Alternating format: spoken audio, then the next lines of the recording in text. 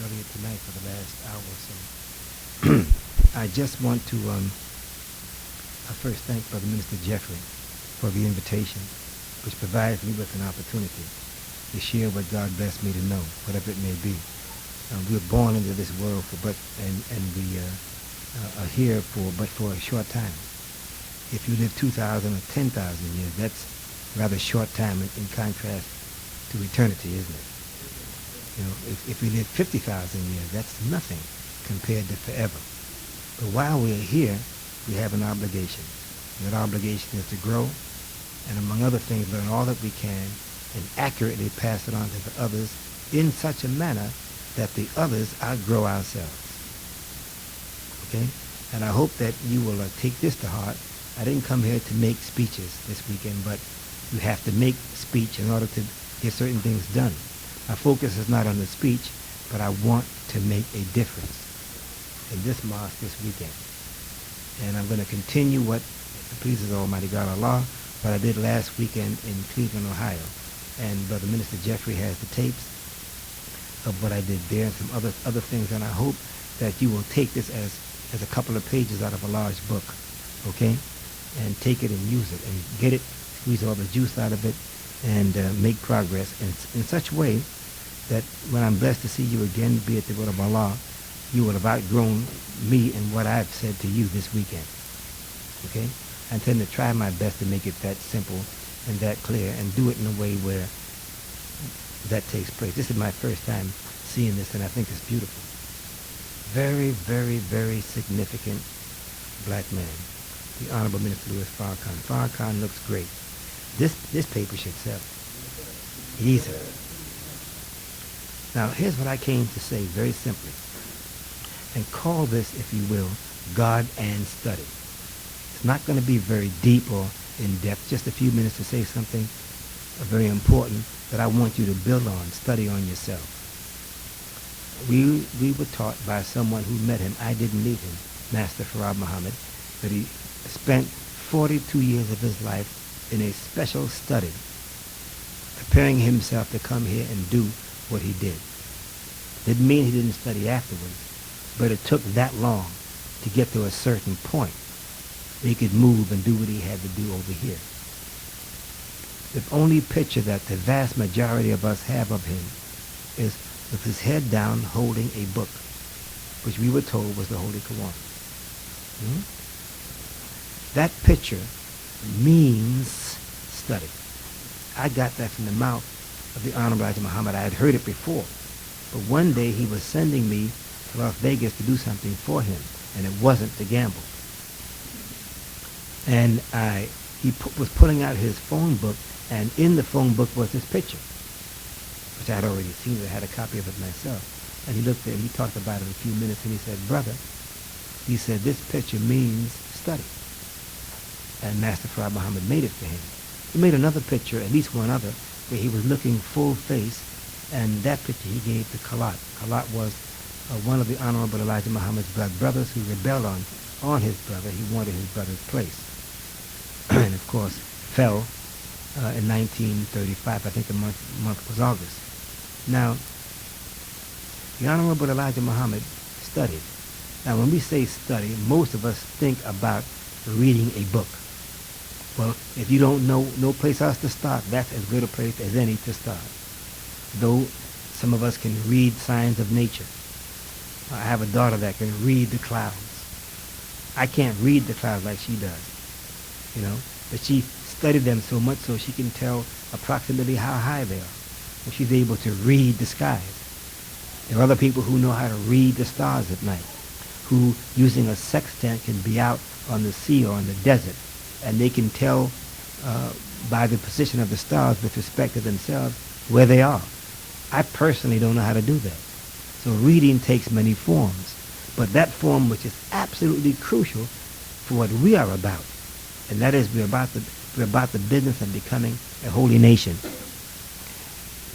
You must pick up the scriptures and read them, and pick up those other words from the Honorable Elijah Muhammad and our brother Minister Farrakhan and read them, which help us understand what's in the books, the Bible and Quran. Does that make sense? And now Minister Farrakhan also did a lot of reading. Let me backtrack a minute. The Honorable Elijah Muhammad, I remember one day me giving him the newspaper that came out in Phoenix, the Arizona Republic.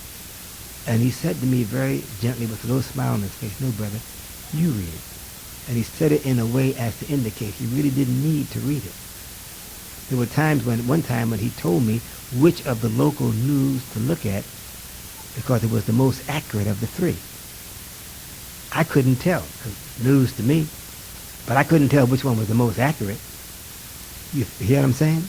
He was an above average man in mind and sight. But he did a lot of reading. He went to the Congressional Library, and he said that he went there studying for 7 years. For example, the human body, just like a person going to college. He studied. He was guided in his studies. Master Farad Muhammad's father took his son into the vault when he was 4 years old, which would be sometime in the year of, 1881. He was born 1877 at the age of 4. Okay?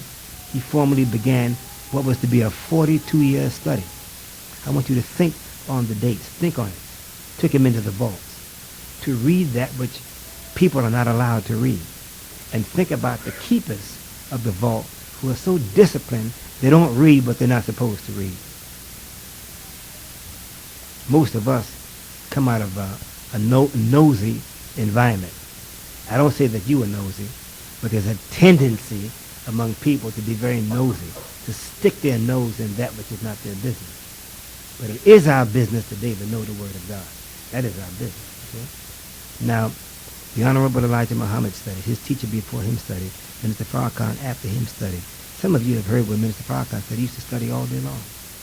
Sometimes go and run out of the room, go on a fast and study all day long. If you study long enough and deep enough, there comes a point in your life where not that you don't need to study, but you study quicker. You learn things faster. You can read quicker. You hear people say something and you see all into it quicker. Maybe you've already experienced it in some measure. I know that you probably have had the experience at least once where you pick up something and you read it out of the writings of the Honorable Elijah Muhammad, Mr. Farrakhan, or even the scriptures. You put it down, you pick it up a year later, it's like you never saw it before. The words, of course, have not changed. You have. Correct? Meaning you've grown. Now, does God study? And if so, why? There's every reason to think God studies from his own word. He makes decisions. He evaluates situations. Even evaluates people. And on some occasions, depending upon them, he may change his mind about what he's going to do to them or for them. Does not those words imply study? To make a decision implies study. I don't care how quick the study was. There's still time is involved in study. If it takes a minute, that's still 60 seconds. So study. Does anybody have a definition of study that absolutely satisfies everything that you can think of that study is?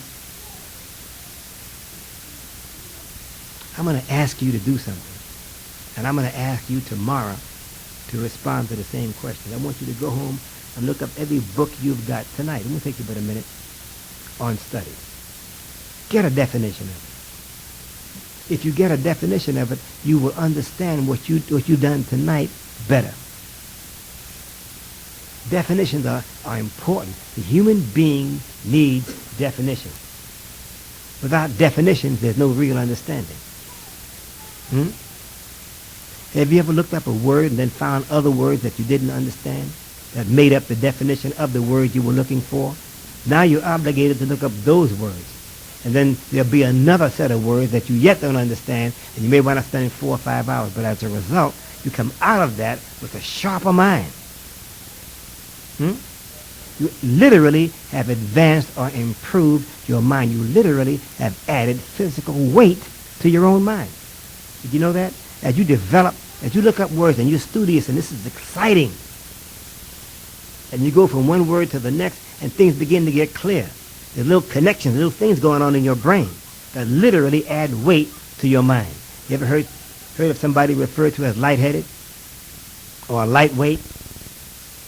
has a lot to do with your brain. Okay? So much for that. Now, does God have to study to maintain his divinity? Does God have to study to maintain his sovereign position over creation? Master Farad Muhammad studied and he outgrew his father. Elijah Muhammad studied. He has not outgrown his father, his teacher. But he sure has grown.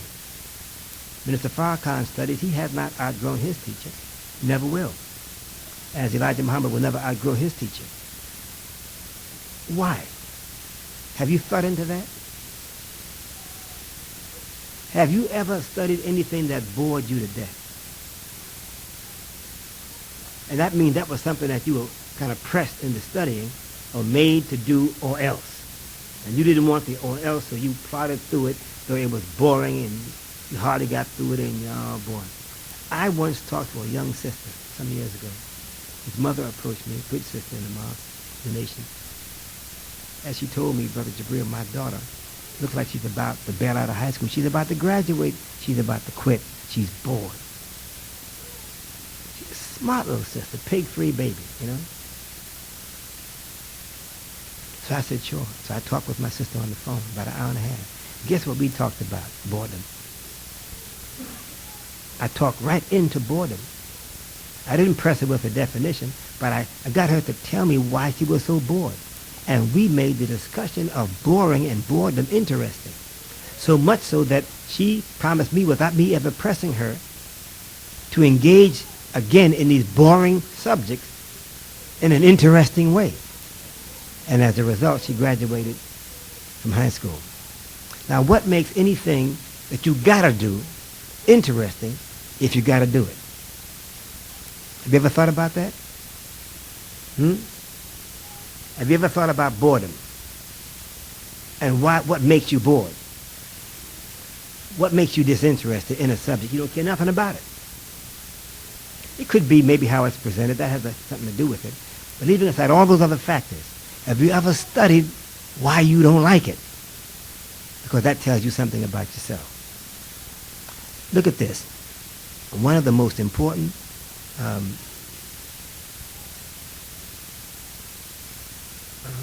things that every human being is faced with is, who am I?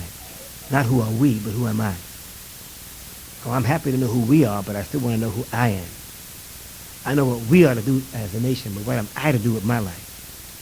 Everybody is face to face, earlier or later, with the question of, what was I cut out for?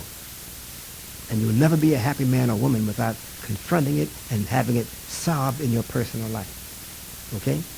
And we all have a duty to help each other with that process. I'm not going to ask you by no show of hands on that, but just I want you to think about it just for a moment. And I'm going to say one thing after this and step aside and get out of the way. The simple suggestion I've made to people is this. Get a piece of paper. Write down everything you like to do. If it's 1, 5, 50, 100, write it all out. Just put it down. You may or may not at that stage know what that kind of work entails, whether it means working more outside or inside, whether it means working with a lot of people or a few people or nobody, whether it involves your hands and your brains or with physical instruments. You follow me? That you may not know. But at your present moment, you write down anyway. Let 2 or 3 days go by. Why? Because your subconscious is working on the problem.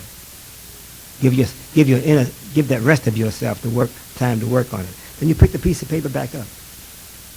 Then you write from those on another sheet the things you like best out of that page, because that's automatically going to happen. Put that aside. Keep doing this until you get to a point where you wind up with a number of things, whatever the number may be, 5, 10, 15, 20, and you say, well, I like them all the same. Stop. Now this is telling you something about yourself. Okay?